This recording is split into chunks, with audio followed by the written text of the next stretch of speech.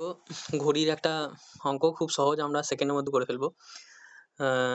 আয়নায় দেখলে দেখা যায় একটি ঘড়িতে 3টে বেজে 15 মিনিট বাজে, আসল সময় কত? দেখো, তোমাদেরকে একটা ট্রিক বলে রাখি। যখনই কোনো টাইম দিয়ে তোমাদেরকে জিজ্ঞেস করবে যে আয়নাতে এত দেখাচ্ছে, প্রকৃত টাইম বা আসল টাইম কত হবে, বা আসল টাইম থেকে যদি আয়নাতে কত দেখাবে, হ্যাঁ, যা কিছু করতে বলবে, তোমরা শুধু কি করবে, আসল টাইম থেকে আয়নার টাইম হোক বা আয়নার সময় থেকে আসলের সময় হোক, তোমরা শুধু 12টা থেকে 12টা থেকে ওই টাইমটা, যে টাইমটা দেবে কোয়েশ্চেনে, ওইটাকে বিয়োগ করে দেবে। এবার দেখো, তাহলে এখানে টাইম দিয়েছে 3টে 15, 3টে বেজে 15 মিনিট, 3টে 15। এখন সমস্যা হচ্ছে যে আমরা ধরো এই 0 থেকে তো 15 বাদ দিতে পারবো না, উপরে বড় চাই।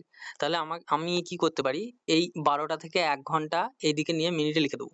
মানে এখান থেকে যদি 1 ঘন্টা নিয়ে নিই, 1 ঘন্টা মানে কত মিনিট, 60। তাহলে এইদিকে 60 মিনিট হয়ে গেল। আর এই 12টাটা 1 কমে গিয়ে 11টা লিখলাম।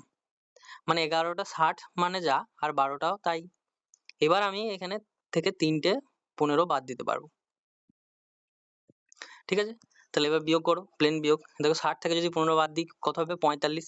এবার অপশনের দিকে তাকাও, দেখো অপশনে 45 এটাতেও নাই, এটাতেও নাই। ঠিক আছে, এই দুটো আছে, তাহলে এই সি আর ডি আমাদের অ্যান্সার হবে না। আর 11 থেকে 3 বাদ দিলে হয়ে গেল 8। তাহলে অ্যান্সার হয়ে যাবে আমাদের 8টা 45। ঠিক আছে, ভিডিওটা ভালো লাগলে বন্ধুদের সাথে শেয়ার করো, আর এরকম আরো অনেক ট্রিক্স জানার জন্য আমার চ্যানেলটাকে সাবস্ক্রাইব করে রাখো।